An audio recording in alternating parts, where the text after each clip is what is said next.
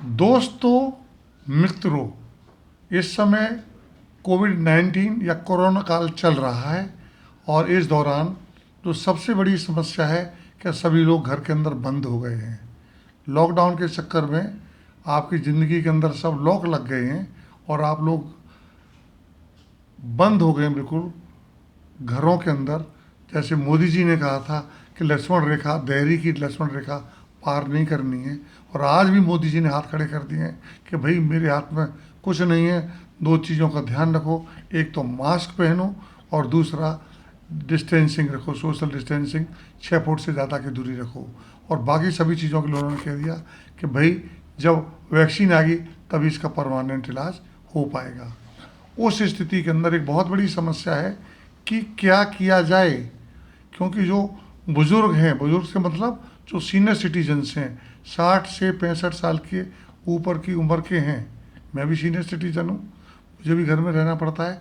तो लेकिन मैंने क्या कर रखा है कि मैं रोज़ाना सुबह एक तो जो योग और प्राणायाम, तो भारतीय चिकित्सा पद्धति है, एक योग है, एक प्राणायाम है। योग के अंदर मैं रोज़ाना तमाम स्ट्रेचिंग एक्सरसाइज करता हूँ, कुछ मैं आपको प्रैक्टिकल बताऊँगा। डीप ब्रीदिंग एक्सरसाइज करता हूँ और एक इंस्ट्रूमेंट है जिसको रेस्पिरोमीटर कहते हैं, उसको भी मैं 5 मिनट तक करता हूँ। तो रेस्पिरोमीटर और ब्रीदिंग एक्सरसाइज ये मैं बहुत ज़्यादा करता हूँ। और ये जो उन्होंने कोविड के लिए जो आयुष काढ़ा एडवाइस किया था, आयुष काढ़ा मैं ईमानदारी से रोज़ सुबह 2 गिलास पीता हूँ। तो उसके अंदर मैं क्या क्या डालता हूँ, जैसा उन्होंने बताया है कि दालचीनी है, काली मिर्च है,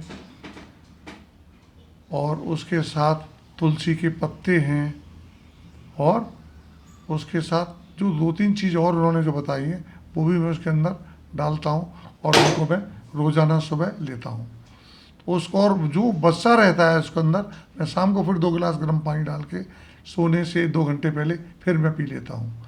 और दिन के अंदर मैं ठंडा पानी बिल्कुल नहीं पीता, गर्म पानी पीता हूँ। डीप ब्रीदिंग एक्सरसाइज में ज़रूर लेता हूँ। वो डीप ब्रीदिंग एक्सरसाइजेस बहुत ज़रूरी हैं, क्योंकि इसका पहला अटैक रेस्पिरेटरी सिस्टम पर पड़ता है। तो रेस्पिरेटरी सिस्टम के लिए मैं डीप ब्रीदिंग एक्सरसाइज ज़रूर करता हूँ। और शरीर के हर जोड़ को मैं चलायमान रखता हूँ। फुल रेंज ऑफ मूवमेंट, इसको ROM रेंज ऑफ मूवमेंट कहते हैं। तो कंप्लीट रेंज ऑफ मूवमेंट के अंदर मैं हर जोड़ को चलाता हूँ। इस चीज़ के अंदर मुश्किल से मुझे 20 मिनट लगते हैं। पूरे 24 घंटे के अंदर यदि मैं आधा घंटा अपने शरीर को दे देता हूँ और मैं आगे अपनी पूरी उम्र पाता हूँ तो कोई बुराई नहीं। घर में बैठे बैठे करना क्या है। क्लिनिक आजकल बंद है, नए मरीज नहीं आ रहे हैं, और क्योंकि मैं ऑर्थोपेडिक सर्जन हूँ तो नए मरीजों को लेने का प्रश्न ही पैदा नहीं होता। ठीक। और दूसरा, मेरी जो क्लिनिक है सरता बिहार के अंदर, वहाँ भी हॉट स्पॉट है, तो क्लिनिक वैसे ही बंद पड़ी हुई है। तो मेरा कहने का मतलब ये है कि जो भी सीनियर सिटीजन्स हैं उनको एक आयुष काढ़ा लेना चाहिए। आयुष काढ़े के उन्हें फॉर्मूला दिया हुआ रोज़ टीवी पे भी बताते हैं, तमाम चैनल्स पे, यूट्यूब पे बताते हैं। आयुष काढ़ा लें, डीप ब्रीदिंग एक्सरसाइज करें, श्वसन तंत्र के अंदर, और नशे का कोई चीज़ ना लें। बहुत ज़्यादा चिकनाई का, बहुत ज़्यादा मसालों का खाना ना खाएं। और सिट्रस फ्रूट जैसे नींबू है, चकोतरा है, नारंगी है, मौसमी है, उसको खूब खाएं विथ फाइबर। बोलें फाइबर ना निकालें जूस के अंदर, किसी भी कीमत पर फाइबर्स ना निकालें। जूस को निकालें या मौसमी को या संतरे को साबुत खाएं। नींबू लें, गर्म पानी के अंदर नींबू लें, ठंडे पानी में नींबू ना लें। मौसमी का जूस लें। यदि आपको लग रहा है कि आपको सर्दी हो जाए, गर्मी के दिनों में सर्दियाँ नहीं होती, तो उसको थोड़ा सा 15 मिनट के लिए थोड़ा सा गुनगुने पानी में मौसमी को या नारंगी को, संतरे को रख लें और उसको खा जाए, बीज थूकते जाएँ और गुदा निकलते चले जाए। ठीक है। थोड़ा सा हम ले सकते हैं, उसमें विटामिन C काफ़ी होता है, विटामिन A भी काफ़ी होता है, तो विटामिन चीज़ें लेते रहें। और एक चीज़ और बहुत बढ़िया है इस कोरोना के लिए, वो चीज़ है खीरा और टमाटर। उन दोनों चीज़ों को अच्छी तरह से धुल लें और गुनगुने पानी में आधा घंटा पड़े रहने दें। फिर खीरे का छिलका निकाल के और टमाटर की चाट बना करके नींबू निचोड़ के खाएं। बहुत बहुत बढ़िया चीज़ है।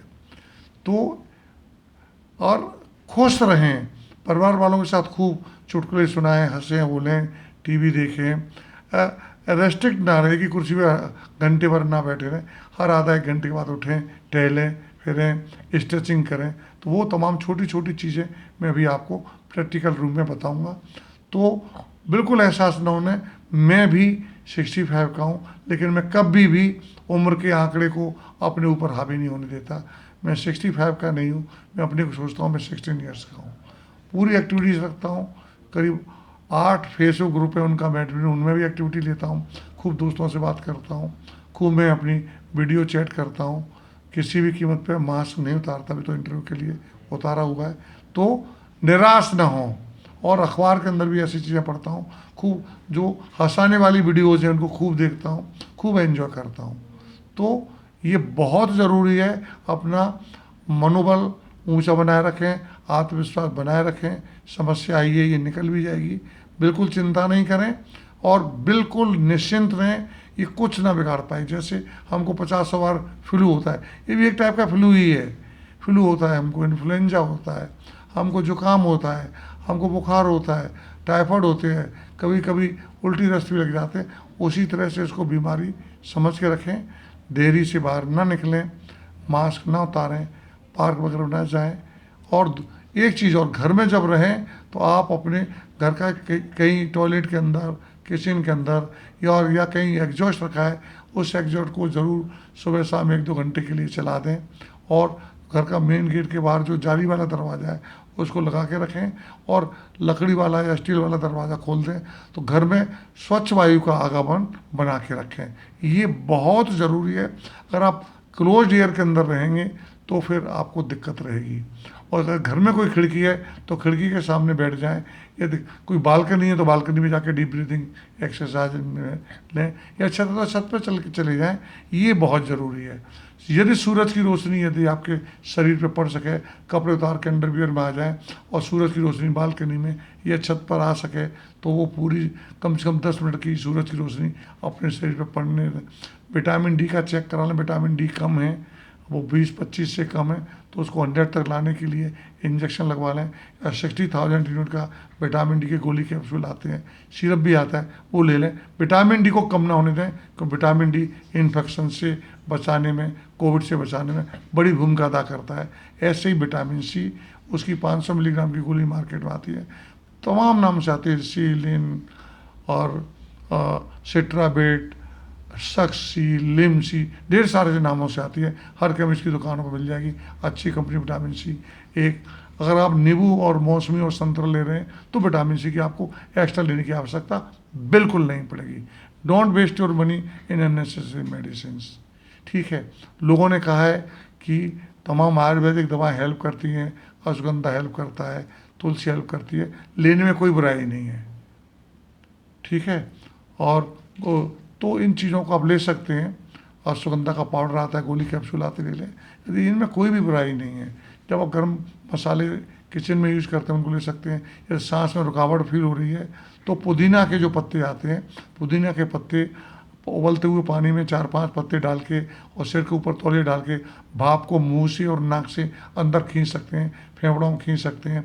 पुदीना के पत्ते बहुत ज़्यादा हेल्प करते हैं रेस्पिरेटरी सिस्टम की इन्फ्लेमेशन को कम करने के अंदर और उसकी सूजन को कम करने के अंदर। तो ये छोटी छोटी मुख्य बातें हो गई। अब हम इसका जो प्रैक्टिकल पार्ट है वो लेंगे, उसके लिए मैं आपको अभी उसके लिए चीज़ें दिखाता हूँ। धन्यवाद।